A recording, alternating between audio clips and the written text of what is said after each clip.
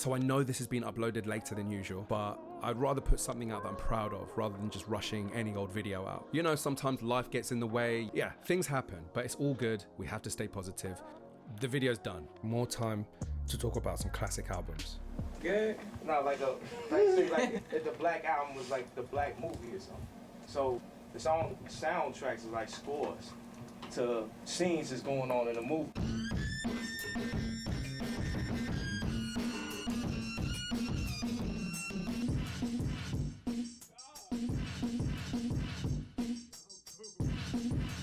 I think Jay's face says it all here.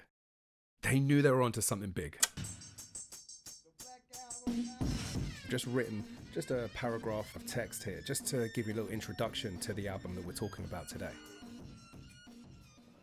A widely loved and fondly remembered top 10 hip-hop body of work. The project that would see the artist declare dominance and seemingly retire from music at his commercial peak. Delivered with a supernatural ability and era-defining musicality, Jay-Z's 2003 drop, The Black Album, has been described as both old school and utterly modern. A successful endeavor to cement a legacy and reinvent commercial rap for a generation, presented in a thoughtful, easy on the ear, and ultimately skip-proof masterpiece. I think I'm getting pretty good at writing these now. So of course we're discussing the 2003 classic, The Black Album, and why it was so significant, not just in the world of hip hop, but the final crossover, that final bridge between the old school and the new school. And when we talk about the music, the oral soundscape of the project, you'll see exactly what I mean. It's kind of meshing those old sounds together with some very new school ideas. And we're going to discuss some of those songs very briefly today. So in terms of discussing the weight of the Black Album, it's always a good idea to look at what brought the artist and all those involved to this point. So I guess it's time for that backstory. Roll the tape. Sometimes you work with people because they legends, other times they just hot. Sometimes you work with people because there's a synergy there. We all work with a lot of different people in this business, but there's those special combination that you know just brings out the best in you. Okay, so Jay had debuted in 1996 with Reasonable Doubt, and from there it was nowhere but up. He had been through everything, including the alleged stabbing of a promoter who apparently leaked some music, a war with Nas that ended with Ether and Takeover, and now new commercial success. Jay's first two albums, although now regarded as classics, were initially met with praise, but it wasn't until Jay opened his musical palette up and dropped Hard Knock Life in 1998 that he started to collide with real commercial success and learn a valuable lesson. Jay had found a winning formula and cracked the code, making music that connected in the suburbs as much as it did in the streets. Following a run of increasingly mainstream projects, concluding with the Blueprint Volume 2, fans and critics would start to call Jay out for moving too far away from his base, and it was with the announcement that his next album would be his final project that would cause fans to speculate on the nature of the upcoming material. Expectations were high, and Jay was due another classic. As high as those expectations were though, they were ultimately exceeded with the release of the Black Album, an album that was a perfect microcosm of Jay's career and was the ultimate sum of all before it. People were paying attention. You know, by this point in his career, it was clear that Jay was changing. The Black Album was intended to be the proverbial fading to black of Jigga's career, his swan song, and his final gift to the music world. There's a good sense of finality to this album, and there are countless examples of Jay's genius throughout. So with covering all of that, let's just get straight into the music. Sean Carter was born December 4. Can I vibe with y'all? Weighing in at 10 pounds, 8 ounces. That wasn't strong enough. You get one night like this in your whole lifetime. Can I vibe with y'all over here? You know, though I spend my whole life chasing this one night, can I vibe with y'all? I can't say I'm sad to see it go. I'm actually happy that it happened at all. They say they never really miss you till you dead or you note I'm leaving after the song. So the first song is the Just Blaze produced December 4th, and incidentally the first voice you hear on the album is his mother's voice. It definitely has a much more personal feeling to it. It's the long-awaited life story from Jay, from live birth to career birth, and it documents the time period in between all of that. It showed another more uplifting side to Jay and the producer of the record, Just Blaze. It revolves around this really cool sample from the 70s, the Shy Lights.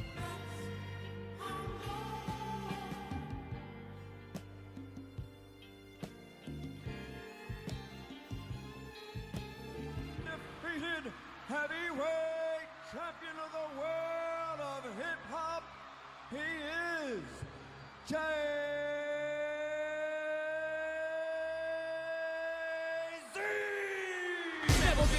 this good, for this long, this hood, or this pop, this hot, or this strong, with so many different flows. This is one for this song. Jeez, when I look back and think about this song, I think to myself, what a piece of art this really is. For me, I'd say this has probably got the best opening verse of any track on this album. It's exactly the energy we need. If I say some Biggie bars, it's out of love. I'm not a biter, I'm a writer for myself and others. I say a big verse, I'm only bigging up my brother.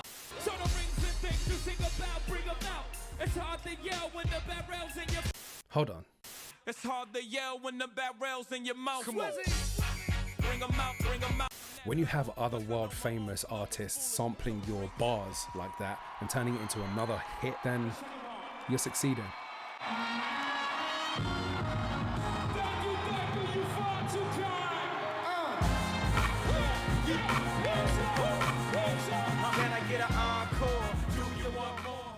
This song is in my top 2 on the entire album. Of course, it's got that Kanye production on it. It's reminiscent of that golden era of Kanye, and when he was sort of at his most soulful, his most joyous. I mean, that translates perfectly through to the beat there. Encore, we're only on the 3rd song on the record, and already you're hearing this victory lap music. Perfect. And of course, we'll just note that this did go on to be mashed up with Numb from Linkin Park, and of course it created a certified classic that would go on to win Best Rap Song Collaboration at the Grammy Awards in 2006. I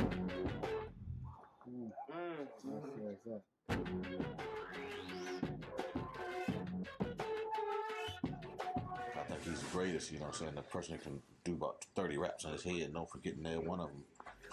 It's ingenious. Dirt Off Your Shoulder, when I first heard that beat, I knew it was over. I remember reading an interview with Timbaland in the early 2000s, and he was saying, basically, I've got all these beats, but I don't know if people are ready to hear them yet. If I put them out, people might be a little bit, I always thought that this beat, this Dirt Off Your Shoulder beat, was probably one of those beats. You could never sleep on this track. It's been sampled 27 times since it came out. I dropped that black album, then I back out it as the best rapper alive. Nigga, X about me. Nigga, X about me. Nigga, X about me. I'm a hustler. I'm a hustler, homie. It's firmly entrenched in hip-hop history. Sharp as attack. You some type of lawyer or something. Aren't you sharp as attack? You some type of law or something, somebody important or something. I got 99 problems, but a bitch ain't... 99 Problems. Hearing it for the first time and hearing the work that Rick Rubin put in on that record, man, it was so refreshing at the time to hear Jay on a beat like that. But, I mean, it's a hit. Everyone knows it. The hook has basically gone on to become a meme. Okay, now for Just Blaze's best production work, in my opinion. Allow me to reintroduce myself. My name is H-L-O-V. I used to move snowflakes by the OZ. I guess even back then you would call me CEO of the ROC. Public service announcement pops up in the midsection there of the album, and we need this. Just when you think the energy might be lulling away, this track hits super hard in all the right ways. And swiftly taking that energy, we move into Justify My Thug, which is this West Coast influenced track produced by DJ Quick. He's the iconic producer from California, who you may know, and that unmistakable synth sample, the lazy sounding drum pattern, and Jigga's just come with a matching heat to make it a great song. But for me, it lacks enough substance to really hang with the other big tracks found on this album. This record ain't a record, it's a movie and shit. It's like a scene from a movie. You got like the basis of a classic album. This one right here, if you don't take it, then this is the first time I want you to do for me.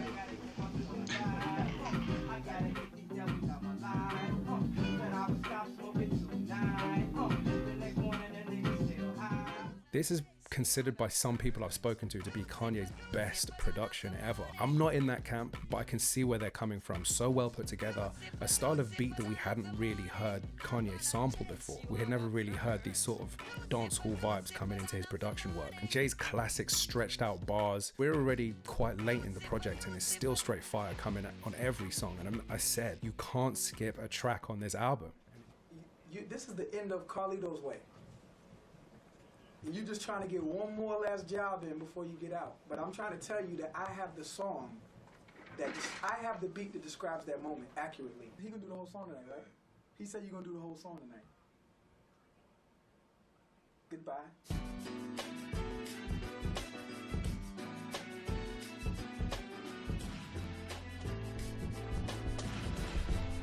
favorite on the Black album, and my personal favorite, the Neptunes produced Allure. This is my favorite song, so y'all can bear with me, alright? The allure of breaking the law was always too much for me to ever ignore. Got a thing for them big body Benzes. It dulls my senses. In love with a V-dub engine. I mean, I close my eyes and I can just imagine the radio cranked up. You're just driving slow through the city. 2 a.m. The song sounds relaxed. It sounds successful. It sounds like there are no worries. And I think this was the epitome of Jay's career in terms of what he'd been through and what he'd gone on to achieve, especially at this point in his life. So honorable mention for Threat here as well, because I know a lot of people love that record, produced by Ninth Wonder. I just want to also mention quickly that I always felt that this album had the potential to be listened to in a reverse order, starting with My First Song and moving backwards essentially into December 4th, because My First Song is a complete contrast to December 4th. Of course, first of all, it's called My First Song, so you couldn't be blamed for looking at it in that way. It contrasts with December 4th so well because it's so gritty sounding, and the first voice you hear on the song is actually the Notorious B.I.G. It could even be biographical that way. So My First Song leading into the allure of a better life, running into your demons and darker things in Lucifer, justifying my thug 99 problems being his street autobiography, then hitting his moment of clarity and understanding there's levels to this game. He then becomes a threat in the game and juxtaposes this nicely with the street level threat he remains as he grows as an artist, and we move from dirt off your shoulder into the glamorous and opulent sounding Change Clothes. He's made it. He receives his encore, promptly exclaims, "What more can I say?" and tells his life story of success and hardships in December 4, which is also the final month in the year, lending to that air of finality. The beauty of this project is you could have that interpretation listening in regular sequence, and as with most of Jay's records and his bars, we just may never know. So why was it so important? It showed that rappers didn't have to be in a box anymore. This was a true crossover project, and from somebody so successful and respected in the streets as Jay-Z. And I mean, what they set out to achieve, they pulled off. The record sounded like the culmination of Jay's career, covering themes old and new, but with a gloss of paint over it, gritty beats, and also radio hits. It's no wonder why this album is actually considered one of the best, if not the best, of Jay's whole career. So honestly, I could talk about this album for another half an hour or so. I mean, when you're talking about a Jay-Z album and its content, it's difficult to do an analysis of just the music and not talk about the lyrical content, because that's where Jay's strength is. It's in his flow and it's in his lyricism. He loves semantics and things like double and triple entendres. So these are things that I really am interested in talking about, but in the interest of keeping the video as short as possible, I decided that I'm just going to go in that analysis direction. Let's see where the channel goes. In the future, I'd love to do things like lyrical breakdowns, lyrical analysis. So let's see what happens. So that'll do it for the video this week. It took me 3 tries to get this one right. Next week, I'm going to be switching back to R&B, and also we're going to be looking at a female artist for the first time on this channel. Happy New Year. If you've subscribed to the channel, thank you. I'm trying to get to 1,000 subscribers by July, so I will keep putting out content every week. But for now, that's it. And we'll talk again soon.